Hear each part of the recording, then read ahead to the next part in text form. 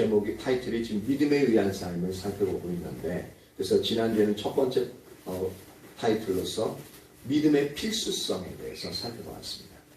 왜 믿음이 필수적인가? 우리 신앙생활에 있어서 믿음이 왜 필수적인가? 그 영역을 살펴보았죠.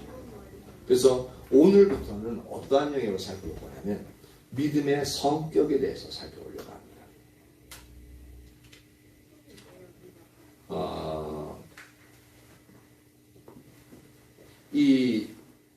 그래서 이 영역을 살펴보는데, 믿음에 의한 삶을 살기 위해서는 믿음의 성격을 잘 이해하는 것이 중요합니다. 그래서 믿음의 성격이 뭐냐? 우리가 있는 뭐 승질 같은 그런 거냐? 그게 아니라 믿음이 뭐냐라는 겁니다.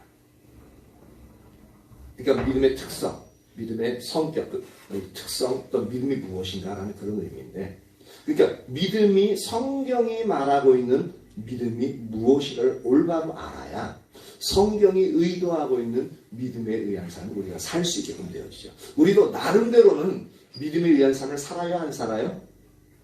나름대로는 다 살고 있습니다. 근데 그것이 하나님의 기준에, 성경이 말하고 있는 하나님의 그 믿음에 합당치 않기 때문에 하나님이 그 믿음에 뒷받침하지 않게끔 되어지는 거죠. 그래서 믿음을 따라서 우리가 삶을 살고 싶지만 그 믿음이 어느 순간에 있는 것 같다가 어려운 일을 만나면 사라져버리는. 그래서 내가 왜 믿음이 없지? 라고 그때서야 이제 발견하게 되어지는 그러한 영역들이 있는 거죠. 그래서 근데 평상시에 어려운 일 당하기 전에 나도 믿음이 있다고 생각하고 이렇게 되어지는 거죠. 그러니까 성경이 말하는 믿음의 성격을 물고 나름대로의 경험과 지식을 통해서 가지고 있는 그 믿음을 가지고 있기 때문에 우리가 믿음, 하나님이 인도하시는, 말씀하시는 믿음에 의한 삶을 살지 못하게끔 되어진다는 겁니다. 그래서 그 첫 번째로 우리가 살펴볼 것은 믿음은 인격체이신 하나님을 신뢰하는 것이다 라는 겁니다.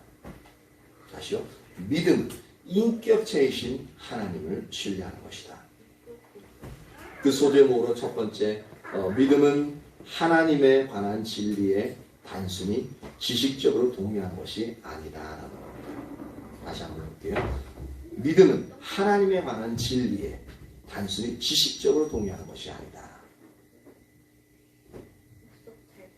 이 믿음에 의한 삶을 하다 보면 이제 항상 이제 질문하는 것들이 딱 이제 있는데, 그 한 세 가지 정도를 이제 몇 가지 질문하려고 하는데, 만약에 이거 여러분들도 몇 번 했어요. 근데 이 부분을 이제 이 질문에 그렇다고 생각하시면 아멘으로 크게 대답하시고, 아니요라고 생각하시면 그냥 묵묵부답으로 계시면 돼요. 그러니까 제가 잘 볼 거예요. 아멘하는 이게 마스크가 있어가지고 이게 입술을 보지 못해. 근데 소리는 들리니까 그걸로 판단할 겁니다. 아무 소리 안 하면 안 믿는구나. 이제 그것을 이제 제가 분명히 이제 볼 겁니다. 첫 번째 질문은 뭐냐면, 하나님이 살아계신 것을 믿습니까? 한 사람 안 들린 것 같은데. 예, 아멘. 그러면은 하나님이 능력의 하나님이신 것을 믿습니까? 와, 조금밖에 더 틀렸어요. 그럼 세 번째로, 하나님이 우리의 필요를 채우시는 분이라는 것도 믿습니까? 점점 줄어드는 것 같아요.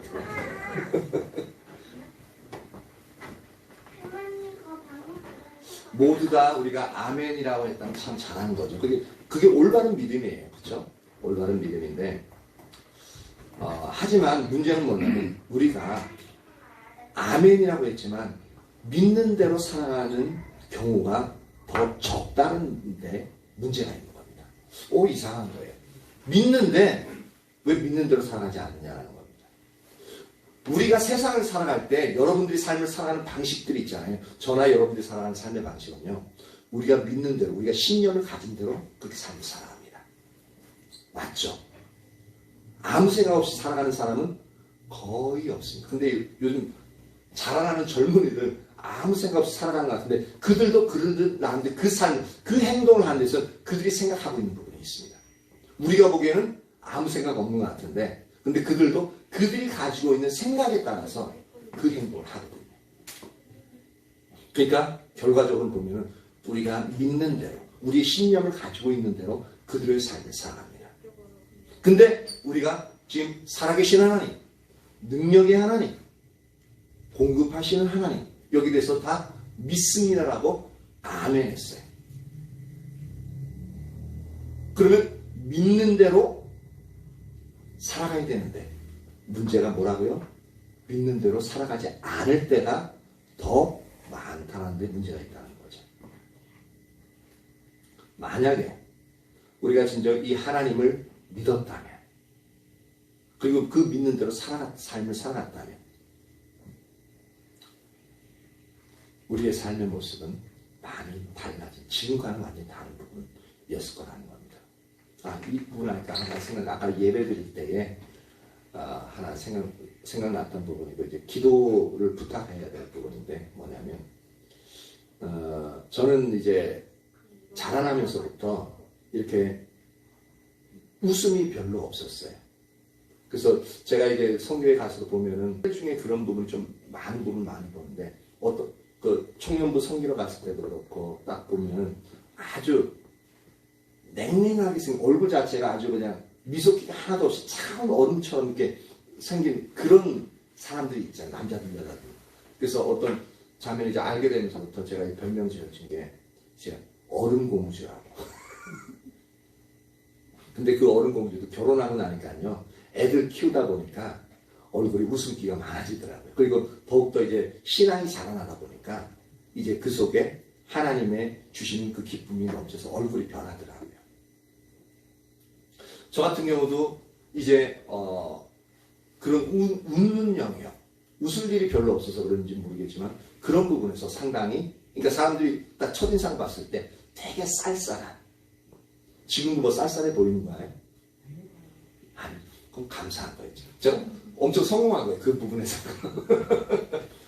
저 보면 엄청 쌀쌀맞고 인정머리 하나도 없는. 근데 저희 아내가 처음 저 봤을 때 되게 쌀쌀맞다, 차갑다. 그 영역을 이제 인상을 받았다고 얘기하더라고요. 실제로 그랬었어요. 근데 제가 왜 그런지 모르겠어요. 그냥 태어난 천성이 그런 줄만 알았어요. 근데 이제 제가 NWS 이제 성령사역학교였나? 그 1회 할 때였습니다. 근데 그때 이제 환상 중에 하나님이 이제 보이신 영역 중에 하나가 뭐냐면은 왜 제가 저에게도 따스한 감정이 있고 사랑의 감정이 있는데 왜 외부적으로 그것을 표현하지 못하고 그 영역을 온전히 드러내지 못하고 다른 사람을 적극적으로 사랑하지 못하고 그러다 보니까 사람에 대한 부분도 그렇지만 하나님에 대한 부분도 그것도 마찬가지거든요. 근데 나중에 이제 하나님이 그런 부분들을 보여주신 게 뭐였냐면 어느 순간 이제 예배 드리는데 딱 보여지는 게 하트 모양 있잖아요. 하트 모양이 딱 보이는데 그게 제 심장이라는 게 보여지더라고요. 근데 그 심장 빨간 이렇게 하트 모양이 있는데 순간 제 심장이 알겠는데 근데 자세히 보니까 그 심장 그 주위에 하얀 얼음 같은 게 꽉 껴있는 거예요. 그러니까 얼음에 의해서 꽉 꽁꽁 얼어 있어요. 제 심장. 그러니까 심장이 그 사랑이 제대로 이게 활동하지 못하고 발산이 못 되니까 차가운 거예요. 쌀쌀맞고 차가운 느낌을 그렇게 받을 수밖에 없는 거예요. 그래서 저게 지금 저 상태가 되어지니까 내가 그렇게 냉정하고 차가운 쌀쌀맞은 그러한 부분이 내 속에는 분명히 따뜻함이 있는데 근데 그것을 발산하지 못한 게 얼어있기 때문에 그렇구나. 그걸 이제 알겠더라고요. 그래서 그 순간 생각나는 게 이제 예수의 이름 명하노니 내 심장, 내 마음을 감싸고 있는 저 차가운 얼음의 세력에 주 예수를 명하노니 깨어질지어다. 탁 이렇게 한번 명하니까 그게 금이 쫙 가더라고요. 두 번째 탁 하니까 팍 깨지더라고요. 그러면서 심장이 그러면서 뛰는 그래서 그때부터 제가 많이 달라지기 시작했어요. 그래서 지금 이제 봤을 때 차가운 느낌이 있냐 물어보니까 막 엄청 많이 변한 거예요. 그 영역을 보면. 그래도 그것이 남아있어요. 저도 모르게. 왜냐하면 몇십 년 동안 그렇게 자라왔기 때문에. 그래서 큰 문제 중에 하나가 이제 그 부분이 예배하면서 생각되어지는데 가장 큰 문제가 여러분이 기도를 많이 해주셔야 될 부분이 제 심령 가운데 그 사랑의 마음이 하나님이 부으신 그 사랑의 마음 또한 여러분들 섬기는 그 사랑의 마음이 이렇게 더욱더 풍성할 수 있도록 무엇보다도 하나님에 대한 그 사랑이 더욱더 열정적이고 풍성할 수 있도록 실제로 그것이 되어지면 하나님을 섬김과 함께 저에게 붙여진 영도 섬김에 대해서 완전히 달라지게 됩니다. 그래서 근본적인 문제는 다른 부분이 뭐 하고 안 하고의 문제가 아니라 내 속에 주를 향한 사랑이 여전히 부족하구나. 많이 달라졌어요. 실제로 많이 달라졌는데 근데 요거 가지고는 지금 하나님을 온전히 따라가고 하나님 저에게 맡겨주신 이 사역을 감당하는 데는 너무너무 부족하다. 그래서 그런 부분들이 이제 비춰지면서 이러면은 계속 사역의 모습이 이럴 수밖에 물론 사역 키우기 위해서가 아니라 올바로 저를 통해서 이 전할교회를 이끌어 가시기 원하시고 여러분들 한 분을 주님께 인도하시길 원하시는데 온전히 하나님을 바라보고 하나님 사랑으로 그 사랑의 열정을 가지고 또한 여러분을 섬김으로써 말미암아 여러분 한 분 한 분들을 온전히 하나님 앞에 올바르게 세워나가면은 여러분의 중심에서부터 놀랍게 변하고 여러분의 삶의 자리에서도 놀랍게 변하는 그러한 일들 아주 상당히 생동감 있고 역동적인 여러분 한 분 한 분일 뿐만 아니라 그런 교회가 되어지거든요. 근데 그러한 영역에서 너무나도 부족한 근데 그 가장 큰 원인이 리더로 세우셨는데 제가 온전히 그렇게 주를 향한 그 뜨거움, 주를 향한 그 사랑 그리고 여러분 한 분 한 분들 내 이웃을 내 몸같이 사랑하는 그 뜨거운 열정적인 그 사랑이 여전히 너무너무 부족하다라는 부분들을 이제 보게 되었더라고요. 그러면서 내가 이대로 이 자리에 머물 수 없다. 그래서 내가 더욱더 이 부분을 하나님이 원래 인도하시는 그 자리로 내가 가며 내게 맡겨질 앞으로도 맡겨질 영혼들이 있는데 그 영혼들을 그냥 주일날만 왔다 갔다 하고 이런 영역이 아니고 그냥 말씀만 올라가는 이 영역이 아니라 실제로 그것이 적용되어도 놀랍게 나타나기 위해서는 뜨거운 가슴이 있어야 돼요. 주를 향한 뜨거운 가슴 그 다음 영혼들을 향한 뜨거운 가슴 그건 사랑입니다. 그래서 여러분들을 위해서도 제가 하나님의 뜨거운 열정을 가지고 하나님을 사랑하고 여러분들 사랑하는 그 영역이 너무 필요합니다. 그래서 그 영역에 사랑이 흘러나가게끔 되어지면 여러분들도 그 영역을 가지고 또한 여러분 자신과 또한 여러분의 가정들, 여러분 삶의 자리에서 동일하게 흘려보낼 수 있는 그러한 자리로 더 쉽게 그리고 더 강력하게 나아갈 수 있게끔 되어질 겁니다. 그래서 그 영역이 어떻게 보면은 제가 더욱더 그 부분을 놓고 추구해서 나갔어야 정상인데 그런 영역들이 너무나도 부족했다는 부분이 더 지금 이제 예배를 드리면서 그 부분이 비춰지더라고요. 일단은 너무 죄송하고요. 그리고 여러분들에게 그런 부분이 부족한 점이 있어 이제 도움을 구하는 즉 중보를 이제 구하는 그것이 저에게도 이제 제가 바로 세워지고 올바르게 이제 하나님 따라가는 부분이 저에게 유익하겠지만 또한 동시에 그것을 구하는 것이 여러분 한 분 한 분에게 큰 유익이 되어지는 부분임을 분명히 말씀드릴 수 있습니다. 그렇게 해서 이 전하리 교회가 하나님이 원래 세우신 그 목적대로 이 비전을 하나님이 말씀하신 그대로 이루어 나갈 수 있는 그 열매를 맺어갈 수 있는 그러한 자리로 다시 서며 도약할 수 있기를 간절히 소망합니다. 그래서 예배하면서 그런 영역들이 생각나고 또한 부끄럽지만 여러분들에게 그 영역들을 이제 말씀드리고 또한 이제 도움을 구하는 부분이 절실하게 필요하겠다라는 마음이 들더라고요. 그래서 저와 여러분 모두가 하나님을 향하여 나아가는. 그래서 지금 기존 1세대들 그리고 이제 지금 다음 세대들 이제 보면 이제 김명수 선생님 자녀분들도 이제 나오게 되면 거기에 딸린 이제 손자만 해도 2명이에요. 손자손 그렇죠. 그리고 저기 지금 오진 않았지만 증평에 있는 우리 이제 주영이랑 다솜이 그 영만 해도 벌써 7명이에요. 그리고 지금 여기 다음 세대들 자리에 앉은 4명. 그리고 이제 우리 진자매 이제 앞으로 새로운 가정 꾸리게 되어지면은 또 올 형제들. 이게 상당히 이제 교회가 이제 젊은 층도 이제 그러니까 다음 세대층이 이제 늘어나게 되어지는데, 근데 늘어나는 게 문제가 아니라 함께 어떻게 하면 진짜 하나님이 원하시는 교회가 되어지고, 그리고 하나님이 원하시는 교회가 된다는 것은 뭐냐면 여러분 한 분 한 분이 하나님이 원하시는 자리에서 하나님의 놀라운 능력을 경험하면서 그 하나님의 영광을 경험하고 사랑을 매 순간 경험하는 그런 자리에 있게 되어지는 그런 부분입니다. 거기에는 모든 영혼육의 필요를 온전히 채워가면서 그렇게 할 수 있는 점이에요.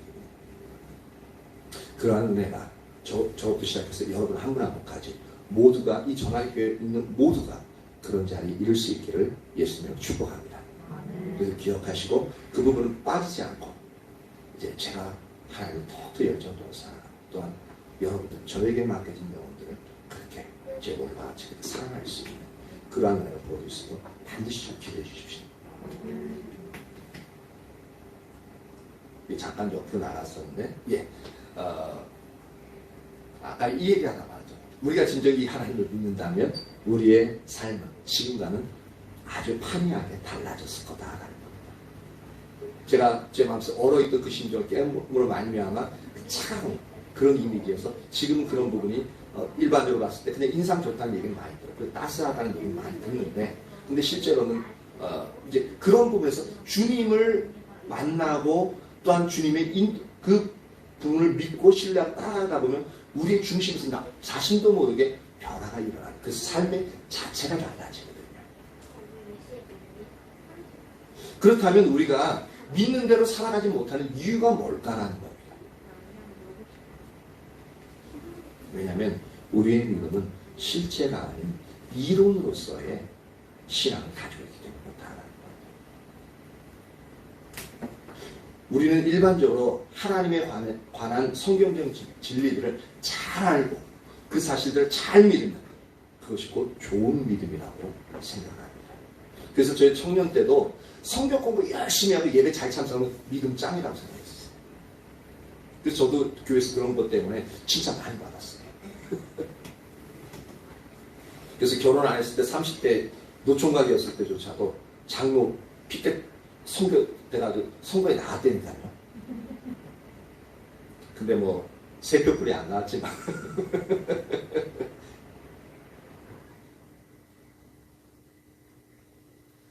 그러니까 우리가 그렇게 하면 열정적으로 하면 믿음이 좋은 것이라고 생각을 한다는 거예요. 다시 말해서 지적인 믿음을 실제적인 믿음으로서 잘못 생각하고 있는 거죠. 성경은 이런 것이 전혀 믿음이 아니라고 얘기하고 있습니다. 우리는 근데 지금도 그것이 열심히 일하고 열심히 성경 공부하고 많이 하고 있으면 믿음이 좋다라고 인식하고 있죠. 그리고 그것을 성경적인 지식이 없으면 많이 부족하고 단지 얼마 되면 믿음이 없다라고 표현하고 있습니다. 근데 성경에서는 전혀 그렇게 말하고 있지 않다는 겁니다. 놀라운 것은 우리 지적인 믿음을 성경에서는 뭐라고 말하냐면 귀신들도 이런 믿음을 가지고 있다라고 이야기하고 있다는 겁니다. 그 영역을 한번 찾아봅니다. 야고보서 2장 19절입니다. 야고보서 2장 19절.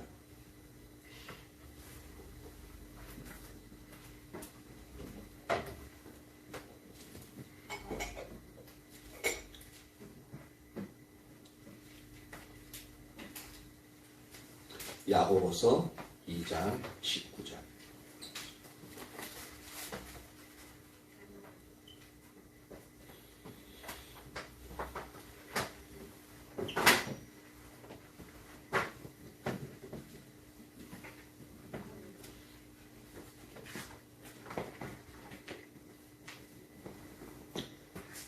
야고보서, 히브리서 다음에 야고보서 2장 19절.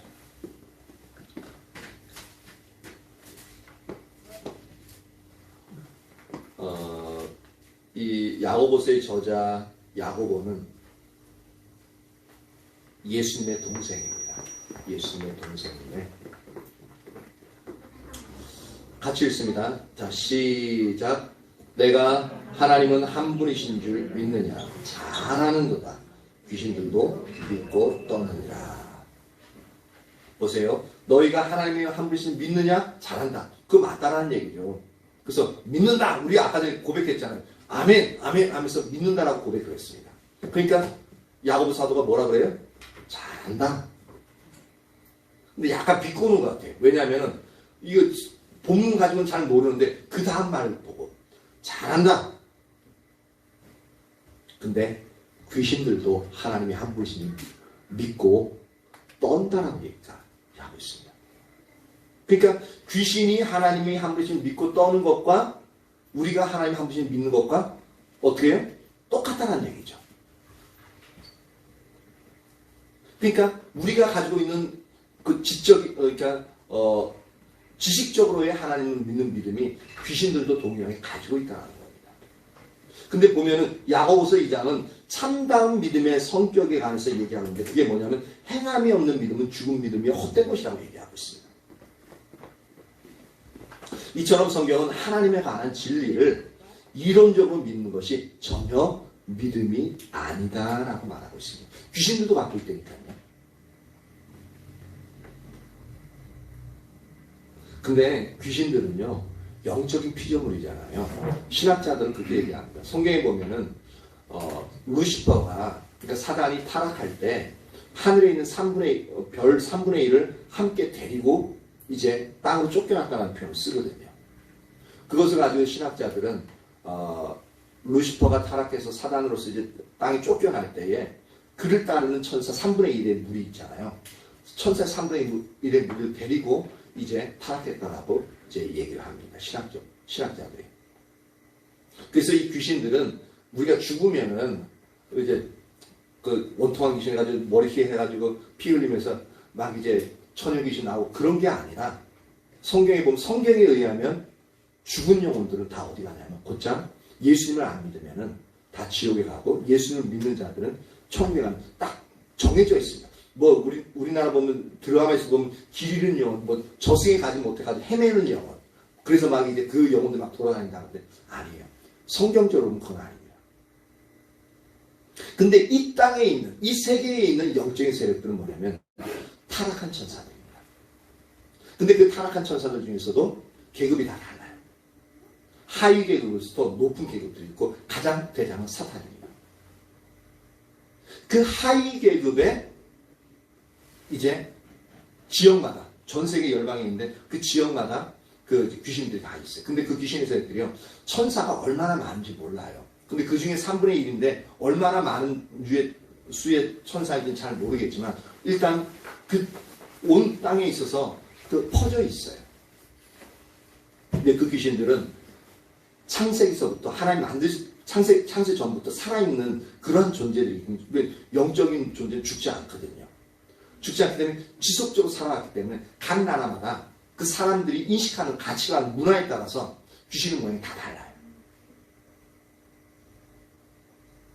그런데 그 귀신들은 영적인 피조물들이기 때문에 하나님에 관한 사실을 누구보다도 우리 중에 그 어느 누구보다 잘 압니다. 그 증거가 뭐냐면 마가복음 1장 24절에 보면은 이렇게 나옵니다. 마가복음 1장 24절 찾을 수 있는 분들 찾아보세요. 나사렛 예수여 우리가 당신과 무슨 상관이 있나이까? 우리를 멸하러 왔나이까? 나는 당신이 누구인 줄 아노니 하나님의 거룩한 자니이다. 즉 예수님이 회당에 이제 말씀을 전하러 들어갔어요. 그래서 말씀을 선포했거든요. 근데 그러니까 예배를 드린 사람 중에 한 사람이 갑자기 발작을 일으키는 거예요. 근데 그 당시에는 귀신 들린 사람이 공식적으로 인정된 사람은요, 회당에 못 들어갑니다. 그렇다는 얘기는 뭡니까? 회당에 이 사람이 있다는 얘기는 뭐예요? 귀신 들리긴 들렸는데 다른 사람이 알지를 못하는 거예요. 그러니까 겉으로 드러나지 않는 거죠. 자신도 몰랐을 수도, 몰라지는 않겠구나. 이게 드러나지 않을 정도니까 이제 그 정도인데, 다른 사람은 이 사람 귀신 들리는지 모르는 거예요. 근데 거룩한 하나님의 성령에 의해서 말씀이 선포되어지니까 그 사람 속에 있는 더러운 귀신이 견디지를 못하는 겁니다. 견디지 못하고 정체가 드러나게끔 되어지는 거예요. 드러나면서 하는 말이 나사렛 예수여 우리와, 그러니까 한 마리가 아닌 거예요. 그 사람 속에 여러 귀신이 들어가는 거예요. 우리가 당신과 무슨 상관이 있나이까? 즉 우리는 당신 해하려고 하지 않으니까 당신과 우리는 상관이 없으니까 그냥 우리를 괴롭게 하지 말고 그냥 내버려두라는 겁니다. 그 얘기를 하는 게 우리를 멸하러 왔나이까? 그러니까 우리를 그렇게 해롭게 하지 말라는 겁니다. 나는 당신에 대해서 어떤 적의도 없으니까 나는 당신이 누군지 아노니. 보세요. 다른 사람들 다 몰라도 거기 있는 모든 사람들이 예수님이 메시아이고 하나님의 아들이라는 것을 전혀 몰라요. 근데 이 귀신은 알아요. 나는 당신이 누군지 아노니 하나님의 거룩한 자니이다 라고 얘기하고 있습니다. 그러니까 영적인 피조물이기 때문에 그 누구보다도 하나님을 잘 알아요.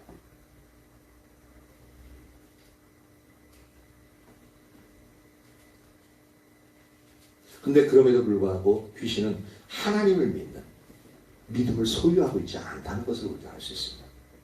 여기서 아까 야고보서 2장 19절에서 귀신들도 믿고 떤다라고 표현했잖아요. 근데 그 떤다라는 그 표현이 원어적으로 어떤 의미냐면은 극도의 공포심 때문에 머리끝이 곤두서 우리가 그 두려움 부분 딱 하면 갑자기 온몸이 바짝 서고 막 그런 느낌이 있잖아요. 그죠? 머리털이 바짝 선다는 그런, 그러니까 극도의 공포심 때문에 머리끝이 곤두서는 것으로서 영적인 불안과 공포를 의미하는 뜻을 가진 게 지금 여기서 쓰고 있는 귀신들도 믿고 떤다는 표현입니다. 그렇다는 얘기는 뭡니까? 얼마나 이 하나님을 실제적으로 사실적으로 인식하고 있으면 그렇게 머리뜻이 곤두설 정도의 두려움에서 패패패 떨겠냐라는 거죠. 그리고 여기 이제 마가복음 1장 24절에서 나오는 이 귀신 들린 사람도 그 귀신이 먼저 예수님 앞에 누가 뭐 귀신 나오라고 명령하지도 않았잖아요. 그렇죠? 근데 나타나가지고 하나님 예수님을 알아본 결과 두 가지를 얘기합니다. 우리 멸하지 마십시오.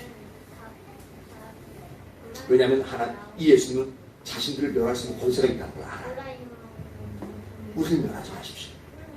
그리고 또 하나는 뭐냐면 당신은 하나님의 거룩한 자라고 얘기하고 있습니다. 이럼에도 불구하고 왜 지금 이 귀신이 예수님께 자비를 구한 거예요.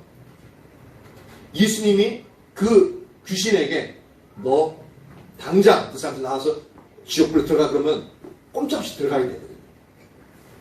근데 그게 이제 멸한다는 표현이에요. 근데 그것을 잘 알아요. 우리를 괴롭게 하려고 왔냐? 우리 그냥 가만히 내버려 주십시오. 무슨 상관이 있습니까? 그러니까 우리 괴롭히지 마십시오 라는 얘기예요.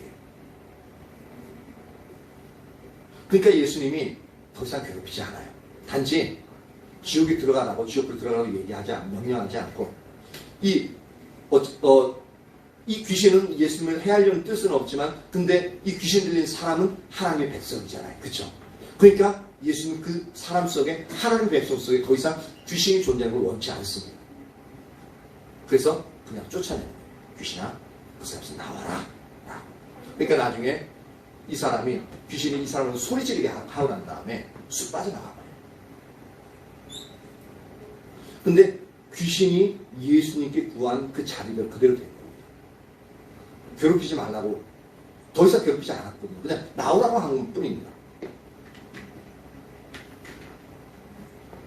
이 부분을 보면은 이제 다른 쪽에서도 이제 거라사 광인 있잖아요. 예수님이 갈 때 거라사 광인도 뭐 군대 귀신 들렸다라고 얘기하잖아요.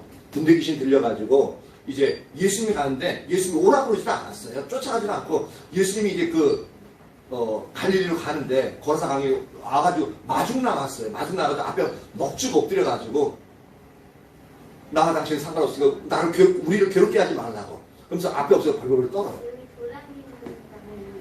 그러면서 하는 말이 뭐라고 예수님께 얘기하냐면 우리를 다른 데 가라고 하지 말고 저기 있는 돼지떼에 들여보내가지고 들어갈 수 있도록 그렇게 허락해달라고 얘기합니다. 근데 그 돼지떼 거의 2,000마리 되는 돼지떼라고 했거든요. 그러니까 그 사람 속에 최소한 2,000마리 이상의 귀신이 들어있는 거예요. 엄청나죠. 그러니까 쇠사슬에 묶여있어도 쇠사슬을 끊고 도망가려고 했어요. 그러니까 귀신이 많이 들어가면 우리 이제 인간적으로 할 수 없는 그런 영역도 엄청 되나봐요. 근데 그 당시에 돼지를 치고 있던 목자들도 있잖아요.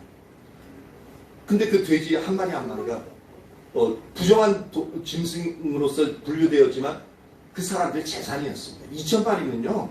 지금 양돈 없자 해도 엄청나게 큰 겁니다. 근데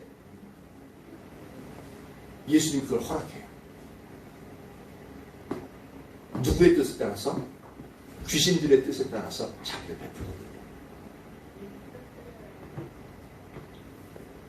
그러니까 귀신들은 아까 타락한 천사들이라고 했잖아요. 그러면 귀신들은 예수님이 어떠한 분인지 알아요. 하나님께 자비를 구할 줄도 알아요. 그리고 하나님이 어떠한 분인지도 알아요. 그래서 자비를 구해서 예수님 그대로 허락합니다. 그렇죠? 그러니까 결국은 애꿎은 것은 돼지들만 물에 빠져가서 다 죽고 그리고 그 돼지 치던 사람은 몰래 자빠져가지고 막 들어가서 마을 사람들을 막 데리고 나오죠. 일순간에 그 재산을 다 잃어버린 상태예요. 그러니까 무서우니까 우리 마을에서 나가라. 그렇게 해버리죠. 근데 제가 말하고 싶은 건 뭐냐면 이렇게 귀신들이 예수님에 대해서 하나님께서 너무너무 사실적으로 알았음에도 불구하고 그들은 하나님께 자비를 구하는데 자신들이 잘못했다 할지라도 반역했다 할지라도 하나님 우리 영혼 좀 구해 주십시오. 이들은 영원히 지옥에서 살아야 될 줄 알아요. 근데도 그걸 구하는 귀신을 한 번도 못 봤어요. 그래서 저는 그게 항상 의문점이었거든요. 근데 신학적으로 제가 들어왔던 영역들은 뭐냐면 이들은 멸망하기로 작정된 자들이고 또한 우리도 동일한 잘못을 오히려 귀신들도 더 많이 하거든요. 근데 우리는 용서가 가능해요. 왜 그럴까라는 거죠. 그래서 그거 신학적으로 얘기하는 부분 중에 뭐냐면 귀신들은 이제 사역자로서 종으로서 만들어졌고 우리는 종이 아니라 하나님의 자녀, 가족으로서 만들어졌어요. 그러니까 이제 그러다 보니까 우리 자녀들 아무리 잘못해도 호적에서 파버린다고 얘기를 하지만 실제로 호적에 파버린다고 부모 자식 간의 관계가 그렇게 끊어질 수 있냐고요? 없죠. 그래서 자녀들이 아무리 잘못해도 용서가 되듯이 하나님도 우리가 그렇게 죄를 많이 지음에도 불구하고 하나님 저 용서해 주세요 하고 눈물 그렇게 흘리면 어떻게 해요? 내가 너 사랑한다. 용서해 주시잖아요. 근데 사역자, 즉 종들은 주인에 대해서 반기를 들면은 그거는 배반하는 거기 때문에 즉각적으로 사형 처분이 내려져요. 그런 식으로만 얘기를 들었거든요. 근데 그 부분이 틀린 말은 아닌 것 같아요. 그렇다 할지라도 하나님은 자비의 하나님이고요. 용서를 구하면 어떻게 해요? 용서를 해주시는 분이고요.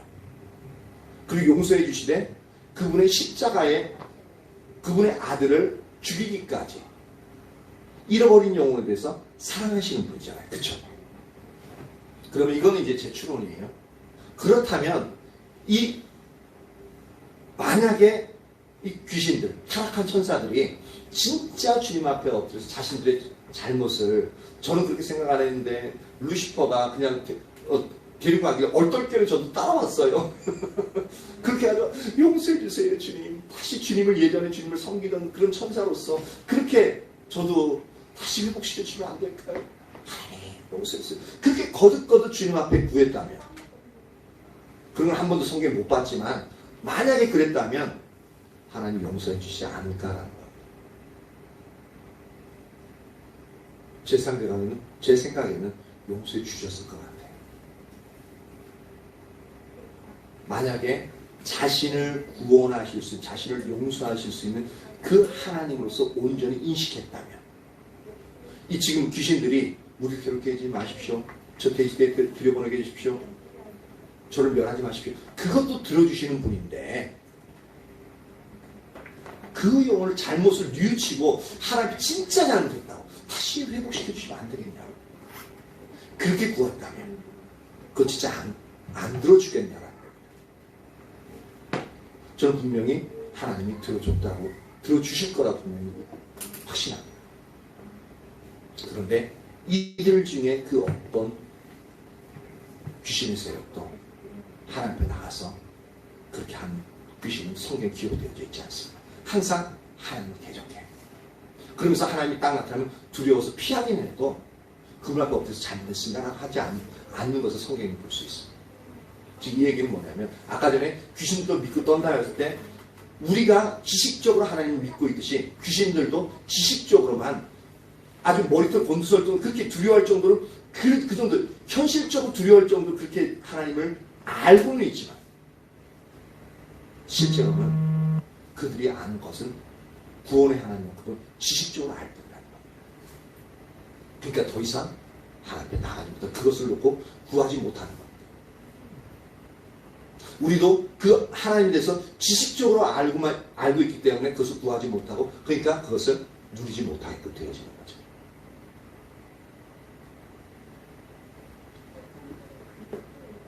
이 부분을 또 정확하게 대표적으로 나타내는 부분이 뭐냐면 바리새인들의 삶을 보면 또 알 수 있습니다.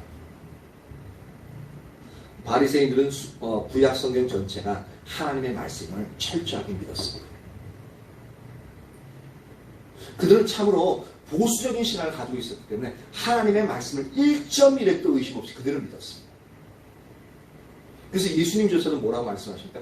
저들이 가르친 것을 다 지켜라. 왜냐면 모르니까. 근데 저들의 삶은, 행동은 본받지 마라. 왜냐면 말씀 가르치더라 안 살았다.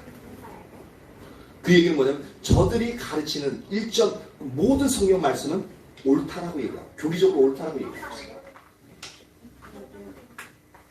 그런데 교리적으로 옳고 그 지식적 진리적으로 분명히 그들은 1.1 틀림없이 그들은 믿었어요. 실제로. 근데 예수님은 다른 평가를 내립니다. 뭐냐면 저들은 하나님의 말씀을 전혀 믿지 않는다고 얘기했습니다. 바리새인들은 1.1 다 믿는다고 했다니까요. 실제 그들을 살기 위해서 기도하고 금식하고 선행 구제하고 두 손 높이 들고 기도하고요. 일주일에 몇 번씩이라도 예배 드리고 제물 드리고 하나님 앞에 얼마나 많은 제사를 드린지 모릅니다. 그것도 정성을 다해서. 근데 예수님은 요한복음 5장 46절 47절을 봅니다. 요한복음 5장 46절 47절.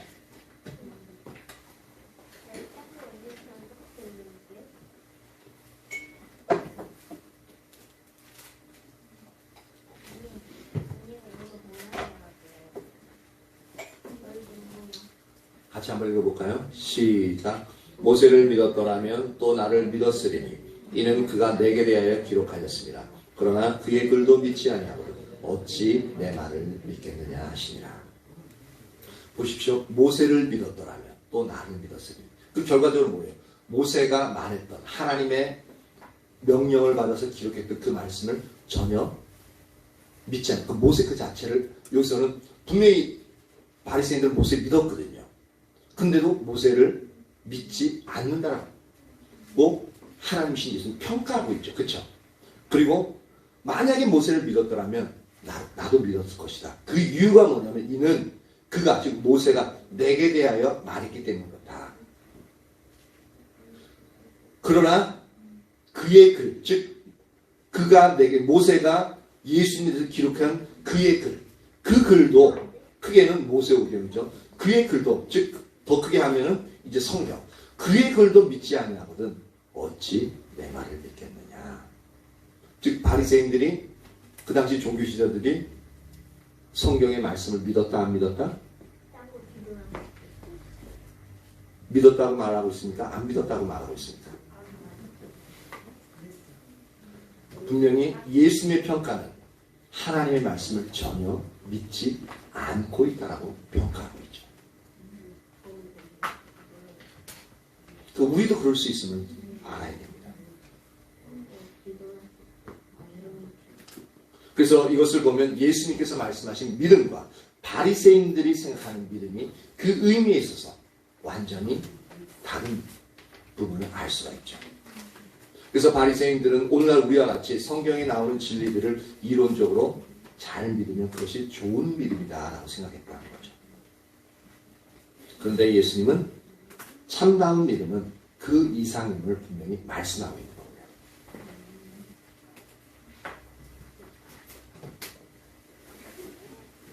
그래서 하나님에 관한 모든 진리에 단순히 지식적으로 동의하는 것이 성경이 말하는 믿음이 아님을 이제 우리의 삶의 열매만을 봐도 잘 알 수 있는데요. 우리가 이제 아멘으로 대답했던 그 하나님 뭐냐면 하나님은 전능하신 분이시다. 그리고 우리의 필요를 채우시는 분이시다. 라고 우리가 고백했잖아요. 그리고 그 하나님을 믿는다고 분명히 고백을 했습니다. 그런데 우리의 대부분은 더 나아가 예수님을 믿는 많은 성도들은 막상 자기 자신에게 아주 중대한 필요가 생길 때, 그러니까 너무 위급해가지고 이 부분이 반드시 필요한데 그 필요가 생길 때는 어떻게 하냐면 많은 경우는 하나님을 신뢰하지 않는데 문제가 있습니다.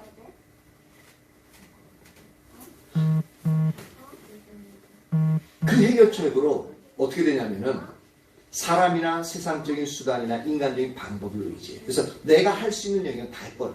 하나님께 나가기 전에 내가 기도하면서도 뭐 하냐면 내가 할 수 있는 영역 다 해버리는 거예요. 환경 또는 세상적인 수단, 인간적인 방법, 아니면 사람한테 붙잡고 매달리는 거예요. 나 죽어. 나 좀 도와줘. 사람에게 매달려. 그럼 그게 전능하신 하나님, 우리 필요를 채우신 하나님, 그것을 믿는 거잖아요. 진짜 하나님 믿는다면 여러 가지 내가 현재 사람들에게 의지할 수 있는 요소가 있지만 그것을 놓고 오히려 하나님 저 죽어요. 하나님 전능하신 하나님이에요. 하나님 나의 모든 필요를 공급해 주시는 분이십니다. 하나님 제가 어떻게 해야 됩니까? 하나님 은혜를 부어주세요. 하나님 사랑 붙여주세요. 주님의 선하신 손길로 저를 도와주십시오. 그렇게 하면서 주님 앞에 매달리겠죠. 그리고 그 기도를 하면서 주위의 환경을 돌아보고 사람들 돌아보면서 어떤 사람들에서 어떤 환경에서 하나님의 손길을 뻗쳐올지 그것을 주시해서 보게 될 겁니다. 그리고 그 하나님의 내 기도에 응답하시기까지 계속적으로 그 하나님을 의지하면서 계속적으로 기도해 나가겠죠. 하나님 믿는다는 거죠. 그런데 내가 할 수 있는 방법을 다 하면서 그렇게 해도 그 일들이 해결이 안 돼. 그럼 어떻게 됩니까? 그 다음에 우리는 수순이 낙심하죠. 실망하죠. 또 사람에 대해 상처를 입죠. 나중에 나가서는 더 크게는 어떻게 합니까? 하나님에 대한 원망도 생깁니다. 왜? 그렇게 울며 기도하면서 내 나름대로 열심히 살았는데 나는 열심히 했는데 왜 하나님 날 이렇게 외면하냐. 하나님에 대한 원망도 생깁니다.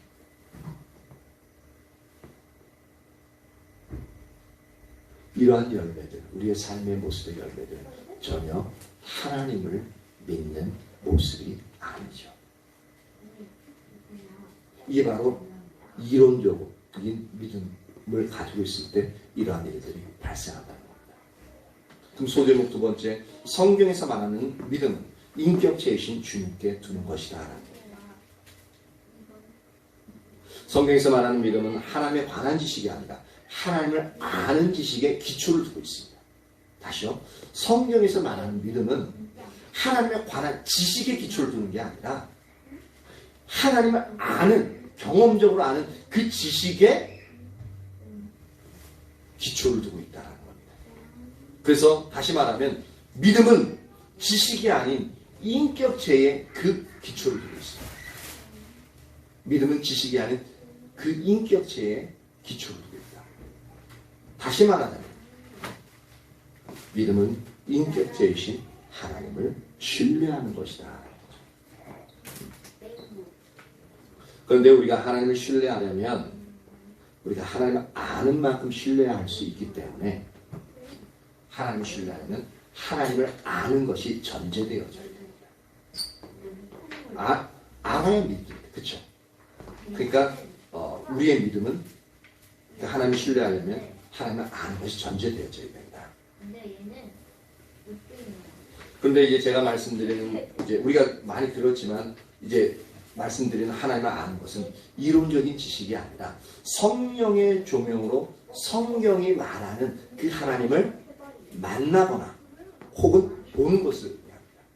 다시요.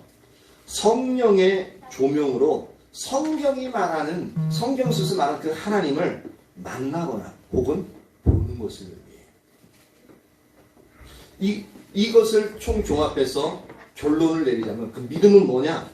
믿음은 성령의 조명으로 발견한 하나님, 발견한 인격체이신 하나님을 신뢰하고 의지하는 것을 말하고 있습니다. 다시 한 번 더 말씀드립니다. 믿음은 성령의 조명으로 발견한 인격체이신 하나님을 신뢰하고 의지하는 것이다. 그래서 성경이 말하는 믿음을 갖기 위해서는 반드시 성령의 조명을 통해서 하나님을 아는 것이 선행되어져야 됩니다. 그래서 왜냐하면 하나님을 아는 만큼 하나님을 믿을 수 있고 하나님을 알지 못하면 우리가 참다운 믿음을 가질 수 없기 때문에 그렇습니다. 그래서 여러분들이 계속적으로 목요일이나 토요일 날 계속 성경 공부하죠. 하나님을 알기 위해서 하나님을 만나고 또 하나님 그분을 영광을 보기 위해서 하나님 찾는 삶에 대해서 우리가 계속적으로 배우는 이유가 여기 있습니다. 그게 가장 핵심이에요. 그래서 그 성경 공부할 때 힘드신 영역들 있겠지만 이 부분을 갖다 이론적으로 우리가 정립하고 그 안에서 이제 하나님을 찾는 영역들로 나아가야만 우리 신앙이 이제 근본적으로 변화가 있게끔 되어지니까 열심히 하십시오. 그거 한다고 믿음이 믿음이 좋아지는 건 아니다. 근데 믿음이 자라날 수 있는 그 근거를 제시합니다. 그러니까 잘 이해가 안 되더라도 읽어보시고 그리고 이해 안 되는 부분은 막 강의하는 우리 사모를 막 괴롭히세요. 뭘 질문하세요. 질문 많이 하셔가지고 막 이제 괴롭히세요. 그렇게 하면은 잘 자라날 수 있어요. 그리고 실제적으로 이제 어떻게 찾아야 될지 그분을 또 이제 알게 되어지고 그렇게 해서 주님을 찾다 보면 하나님을 알게 되어지고 우리의 믿음은 어떻게 되어져요? 하나님을 신뢰하는 그 믿음이 점점 자라나게 되어지는 거죠. 저와 여러분 모두에게 이렇게 인격체이신 하나님을 만나고 그 만남으로 말미암아 그 하나님을 신뢰하고 의지하는 그 실제적인 믿음을 갖는 저와 여러분 되어지길 예수님의 이름으로 축복합니다. 네, 반주자 나오세요. 시간이 좀 줄어들었죠.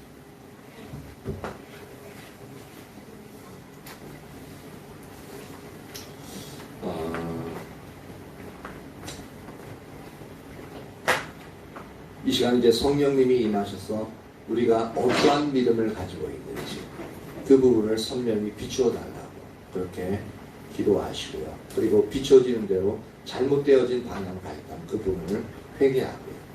그리고 온전한 하나님이 우리에게 원하신 그 믿음을 위해서 우리의 눈을 열어서 하나님의 영광을 보게 하시고 온전히 그 주님을 신뢰하고 따라갈 수 있는 그러한 은혜를 우리 한 사람 한 사람 가운데 그렇게 부어달라고 그렇게 간절히 좀 구하는 시간 갖도록 하겠습니다. 네, 간절해 주세요. 할렐루야. 살아계신 하나님 감사와 찬양을 올려드립니다. 주님 우리의 눈을 열어주십시오. 우리의 눈을 열어주십시오. 우리의 눈을 여시사 하나님 당신을 더 알 수 있는 은혜를 부어주시길 소망합니다.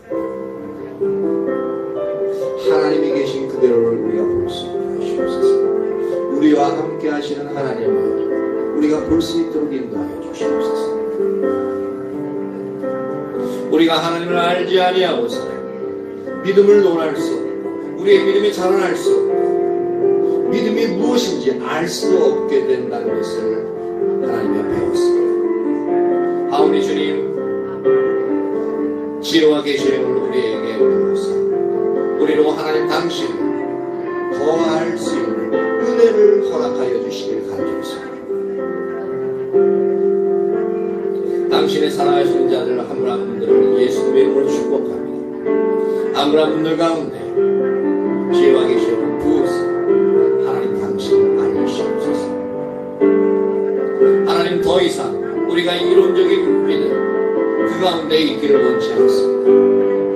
우리가 하나님을 믿는 그대로의 삶을 살아가게, 그래서 살아계신 하나님, 전능하신 하나님, 우리의 모든 필요를 공급하신 하나님을 진정으로 아멘으로 화답하였듯이 실제 삶에서 이 하나님을 의지하고 이 하나님을 따르는 그 믿음을 가지고 나아가고 말미암아 우리의 삶 가운데서 놀라운 하나님을 경험하고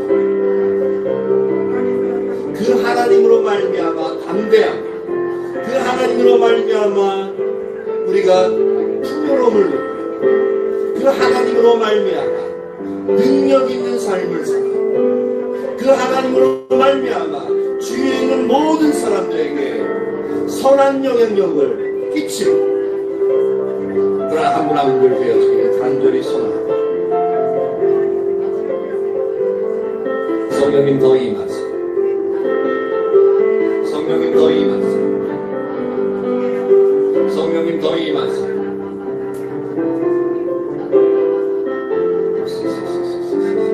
한 분 한 분 가운데 지혜와 계시는 더 충만히 임하소서. 우리가 어떻게 주님 앞에 더 나아야 될지 더 성령이 비추어 주십시오.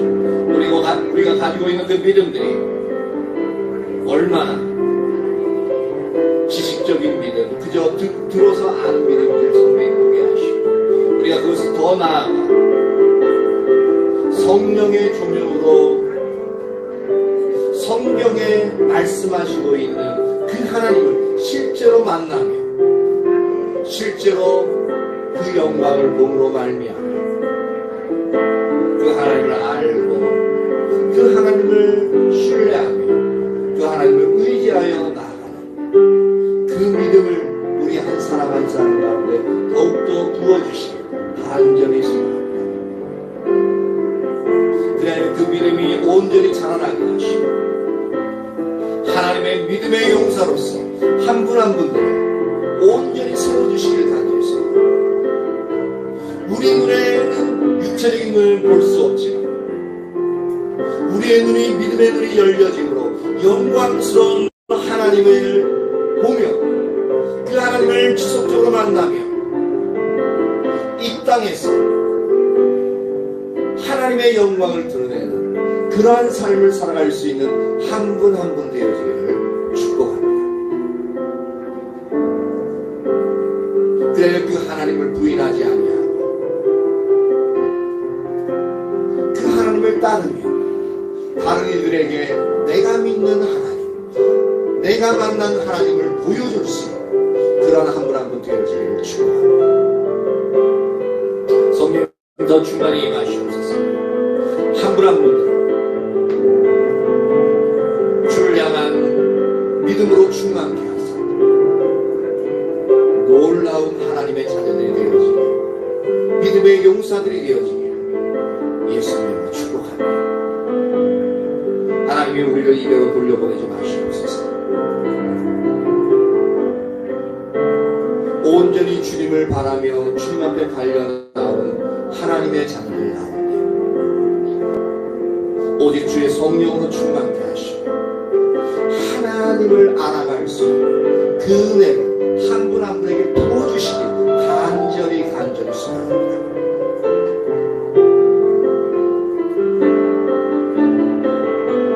하나님 은혜를 부어주세요. 우리가 지금 하나님이 주시는 그 은혜로 인하여 그 은혜로 인하여서 우리가 일주일을 승리하며 살아가야 됩니다. 하오니 주님 우리를 만나주세요. 하나님 한 분 한 분들의 마음을 만져주세요. 한 분 한 분의 마음을 여셔서 살아계신 하나님을 보게 하여 주옵소서. 그 영광의 하나님을 보게 하여 주시옵소서. 놀라운 능력의 하나님을 경험하게 하시옵소서. 그 부활하신 하나님을 보고 그 부활의 능력이 무엇인지, 우리 안에 거하는 그 부활의 능력이 무엇인지 선명히 깨닫고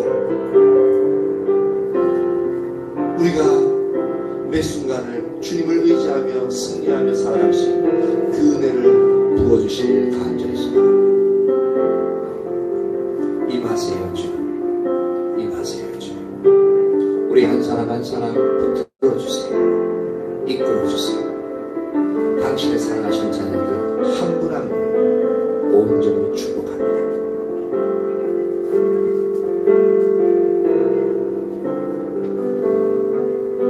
지금은 우리 구주 예수 그리스도의 은혜와 하나님 아버지의 크신 사랑과 성령님의 내주하시며 운행하시고 역사하시며 주님을 간절히 찾는 자들의 모든